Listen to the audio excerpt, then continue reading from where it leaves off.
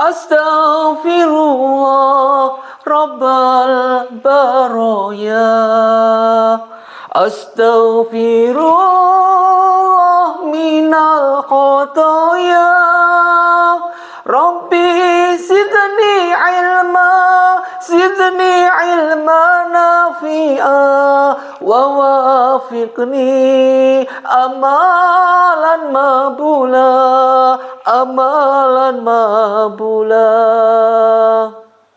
Assalamualaikum warahmatullahi wabarakatuh. Alhamdulillahirabbil alamin. Wassalatu wassalamu ala asyrafil mursyalin wa ala alihi wa sahbihi ajma'in. A'udzubillahi minasyaitonir rajim. Bismillahirrahmanirrahim.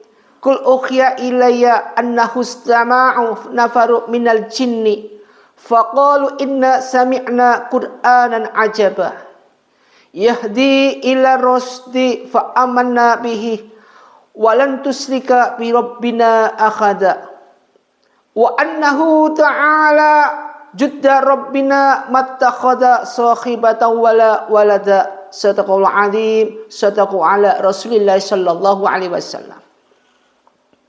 Pertama, mari kita panjatkan rasa puji syukur kita pada Allah Subhanahu wa taala.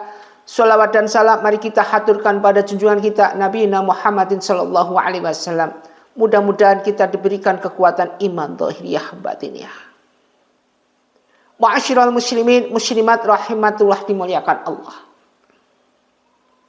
Perlu kita ketahui di dalam ayat Allah Subhanahu wa taala salah satunya yang sering sekali merupakan suatu awal dalam segala hal yaitu a'udzubillahi minasyaitonir rajim. Artinya dengan ayat ini begitu pentingnya kita mengenal siapa itu jin, siapa itu syaitan, dan siapa itu manusia. Kalau jin sifatnya nggak kelihatan, wajar. Yang paling bahaya lagi adalah manusia yang berhati jin, manusia yang berhati iblis.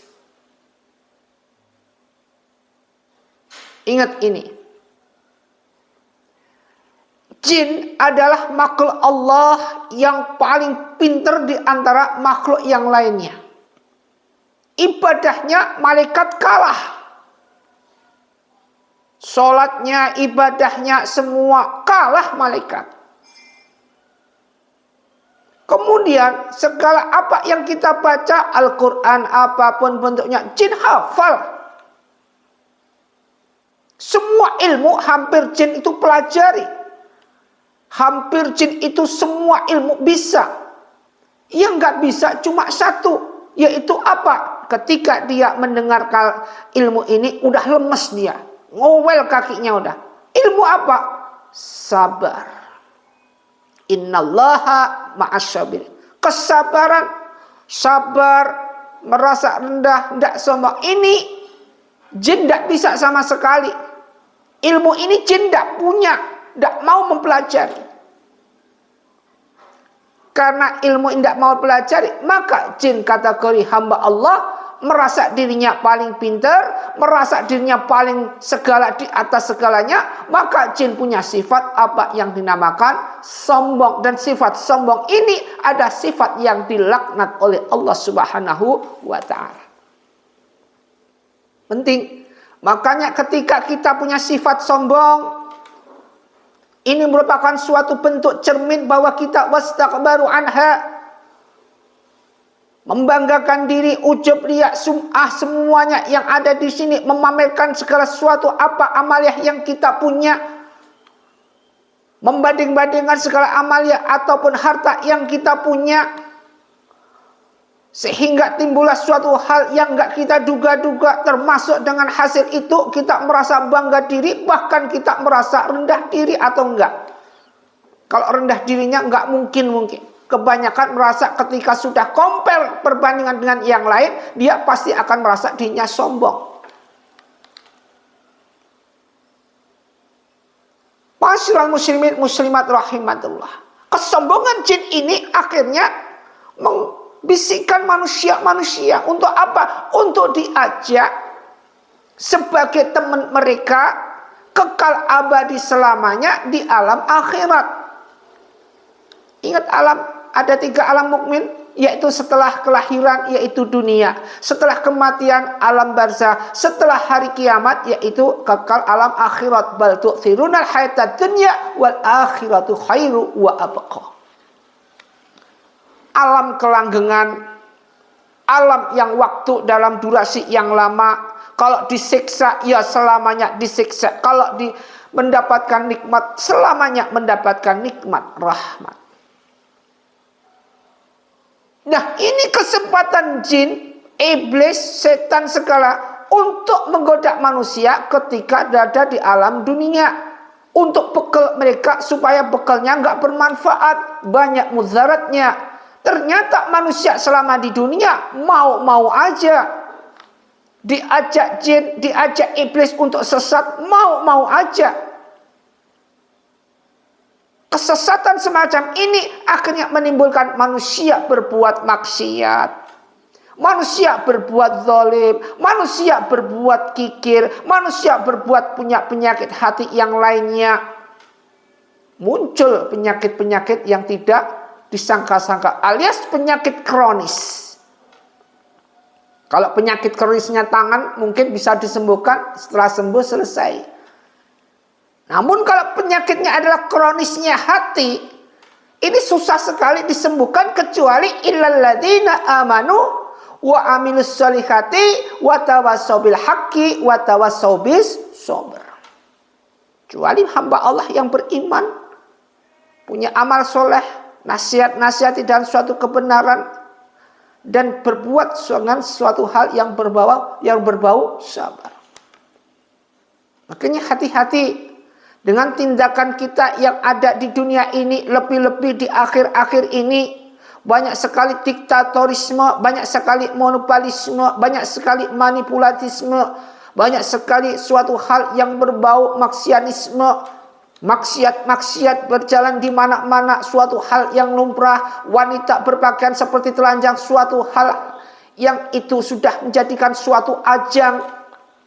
Berbagai macam busana dan fashion yang itu justru tidak menutupi, malah membuka aurat-aurat wanita yang seharusnya tidak ditonton jadi ditonton. Ini akan mendatangkan uang yang banyak, menjanjikan uang yang banyak yang berbau maksiat. Makanya manusia memilih berbuat maksiat daripada berbuat suatu hal kebaikan. Sekarang kita ngerti, apalagi dijelaskan dalam surat Jin, yaitu ayat 6. Wa annahu kana, dan sesungguhnya ada rijalun, beberapa orang laki-laki, minal insi, dari kalangan manusia, ya'uduna, meminta perlindungan, birijalin, kepada beberapa laki, minal jinni, dari golongan jin. Fazaduhum, tetapi mereka atau jin tidak menampakkan pada manusia rohaqo, kesesatan. Jadi halus banget, stepnya halus banget. Apa yang dijalankan jin, apa yang dilancarkan jin ini halus banget. Sampai di sini disebutkan fazaduhum rohaqo, tetapi jin tidak menampakkan suatu hal yang ditunjukkan ini berupa bantuan ini merupakan suatu kesesatan, bukan nggak ditampakkan. Contohnya apa? Coba. Ketika manusia dalam keadaan dirundung duka, susah. Ketika kita susah, muncul tiba-tiba orang yang kita dambakan, yaitu seorang, misalkan wajahnya seorang ulama si fulan. Muncul dia. Dia berkata, wahai manusia, ada apa, dan intinya mengajak, kalau misalkan nanti tak bantu. Kamu minta apa? Minta kaya, minta tak bantu, tenang aja. Secara nggak sadar manusia ini yang disebut dengan wa annahu dzanannakul. Ini yang disebutkan wa annahu kana rijalun minal insi ya'uduna birijalin minal jinni. seorang laki-laki dari bangsa manusia minta tolong perlindungan kepada laki-laki yang berbangsa jin. Sudah salah kaprah. Minta kekayaan secara instan kepada jin. Allah ajak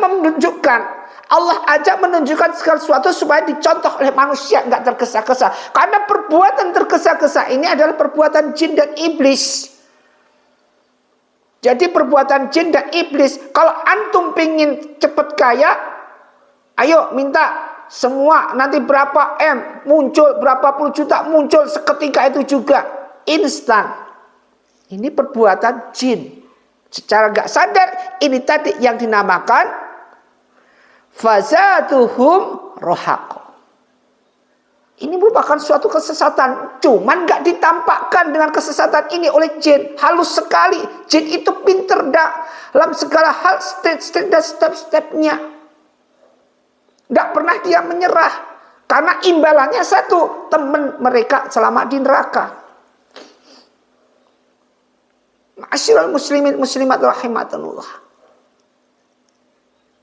Sedangkan Allah tadi, seperti Ustaz sampaikan dari awal, Allah itu aja membuat bumi seisinya, langit dan semuanya itu butuh waktu, diberikan contoh waktu 7 hari 7 malam. Bukan Allah nggak bisa, Allah bisa, kun fayakun, semua jadi bisa. Namun ini contoh buat hambanya, agar hambanya di dalam punya sesuatu, punya hajat, wabil hajat apapun, jangan sampai tergesa-gesa. Perlu waktu, nyantai, aman, adab, bermanfaat dunia dan akhirat. Ini perlu diketahui. Makanya kalau kita punya sesuatu, ikhtiariyah. Kita harus ikhtiar. Hasilnya pun juga bagus. Bukan kemudian kita minta segala sesuatu yang berbau seperti pesugihan, seperti segala sesuatu yang berbau instan. Coba kita lihat cara kondisi logika. Cara logika saja. Ketika manusia makan nasi, yang ini membutuhkan waktu. Kalau makan nasi membutuhkan waktu agak lama. Masak, kemudian ini dan ini, butuh waktu hampir 35 menit. Beda dengan manusia udah lapar sekali, pingin masak mie instan. Yang butuh waktu cuma taruh di gelas atau kasih air panas, sudah siap dimakan. Kemudian hasil ketika makan nasi, hasilnya kenyang agak lama. Di kesehatan juga bagus. Namun ketika makan mie, hasilnya bagaimana? Mie akan susah dicerna. Dan membutuhkan waktu bisa beberapa jam untuk mencerna mie. Kebanyakan makan mie karena ada akan menimbulkan penyakit-penyakit kronis, kanker segalanya. Sama dengan jin juga itu. Ketika kita meminta perlindungan kepada bangsa jin, maka apa yang ditimbulkan? Yaitu penyakit-penyakit kronis. Apa kronisnya? Segala penyakit yang berbau nanti apa yang dinamakan musyrik, syirik pada Allah, dan Allah tidak akan mengampuni dosa ini, merupakan dosa besar. Ma'asyiral muslimin muslimat rahimat. Ini secara logika, secara Islam, secara Al-Quran seperti tadi yang dijelaskan, wa annahu kana rijalu minal insi ya'udhu birijali minal jinni fazatuhum rohaqo. Namun ini tidak merupakan suatu, tidak ditampakkan kesesatan. Dalam arti seperti nasi hasilnya sepama mie, hasilnya bagus, tidak tampak itu merupakan suatu hal, sama-sama bisa dimakan. Ini salah satu contoh secara logika dan masuk akal sesuai dengan apa yang dihubungkan dalam ayat-ayat Allah ini. Ma'asyiral muslimin muslimat rahimatullah. Makanya tipu daya jin, iblis segalanya itu tidak pernah menyerah, tidak pernah ngalah, tidak pernah mau menyerah sampai kapanpun. Kalla idza balaqati taraq wa qilla manraq wa dhanna anahul firaq, sampai nyawa berada di kerongkongan. Jin tidak pernah menyerah, jin tidak pernah menyerah. Manusia mau sakaratul maut, jin datang. Pertama berupa dengan binatang buas, supaya kita takut dan kemudian mau meninggalkan Islam, mau keluar dari Islam, diajak kita murtad. Ketika mau sakaratul maut aja, jin masih ngajak kita murtad supaya keluar dari Islam. Supaya kematian kita ada su'ul khatimah, bukan husnul khatimah. Ketika jin datang berupa suatu hal, hewan buas, kita nggak takut, kita pergi-pergi.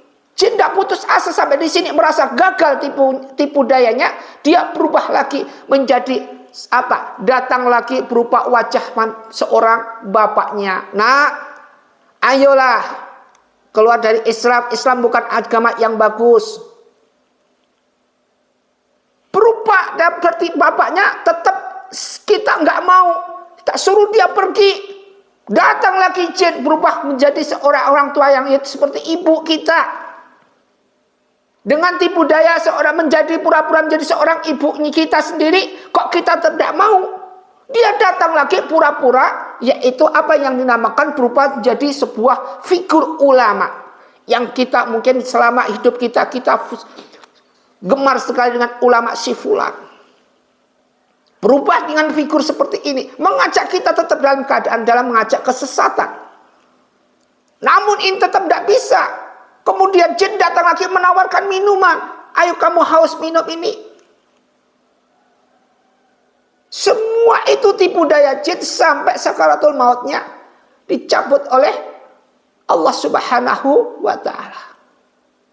Maka dari itu pentingnya kita untuk belajar ilmu, thalabul ilmu selama hidup kita. Apapun yang kita lakukan nanti tidak akan mempan kecuali yang menjalankan amaliyah kita. Pentingnya amaliyah seperti ini. Masyiral muslimin muslimat rahimatullah. Makanya saking begitu pentingnya peranan jin di dalam menyesatkan manusia. Di sini sebutkan tadi wa fazatuhum rohako, maka ada 8 tanda rumah kamu ini ditinggali jin. Ingat ini. Jadi ini merupakan suatu tanda-tanda rumah kita ini ditinggali jin. Pertama apa? 1, banyak tikus di dalam rumah. Itu suatu tanda-tanda rumah kita ditinggali jin. Kemudian yang kedua, banyak cicak di dalam rumah. Merupakan suatu sunnah Rasulullah SAW, dan kita akan mendapatkan 100 kebaikan jika kita bisa membunuh 1 cicak. Kemudian yang ketiga, banyak kecoa di dalam rumah. Ini tanda-tanda yang ketiga, yaitu rumah kita ditinggali oleh jin. Kemudian yang keempat, tiba-tiba ini ada kalajengking. Nah, hati-hati. Tiba-tiba ini ada kalajengking. Ini merupakan ciri atau tanda-tanda rumah kita ditinggali jin. Kadang-kadang jin kiriman, kadang-kadang jin segalanya. Makanya sesuatu yang berbau santet, ilmu telur dedek mengek, itu merupakan suatu hal di luar nalar. Tiba-tiba ada begini, mendadak ada begini. Yang kelima, rumah kita ini jarang dipakai membaca Al-Quran. Ketika membaca Al-Quran, apapun bentuknya, kita males. Makanya kalau punya Al-Quran, bisa mendatangkan itu malaikat, pembawa rahmat, baca Al-Quran beserta maknanya. Kita pelajari Al-Quran tiap hari, biar nggak debu. Sekarang banyak kejadian Al-Quran cuma sebagai pajangan saja. Jadi jarang di sini tanda rumah kamu ditinggali jin. Yang kelima, jarang dipakai membaca Al-Quran. Bukan ada Al-Qurannya. Rumah kalau nggak ada jin kasih Al-Quran. Bukan dikasih Al-Quran aja, nggak pernah dibaca. Yang di sini yang penting adalah taruh Al-Quran kemudian dibaca. Sering dibaca terus. Habis sholat fardu dibaca, meskipun 1 ayat, lama-lama 2 ayat, lama-lama banyak. Ya memang susah ketika kita membaca Al-Quran.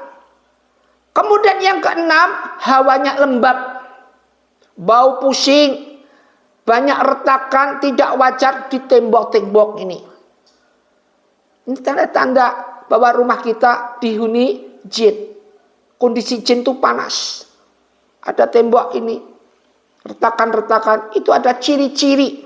Jadi ini sebagai gambaran ada tanda-tanda rumah kita ditinggali jin. Yang ketujuh, sering disetelin musik.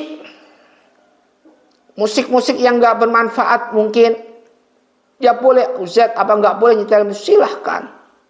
Silahkan, tidak ada masalah. Namun jangan terlalu over.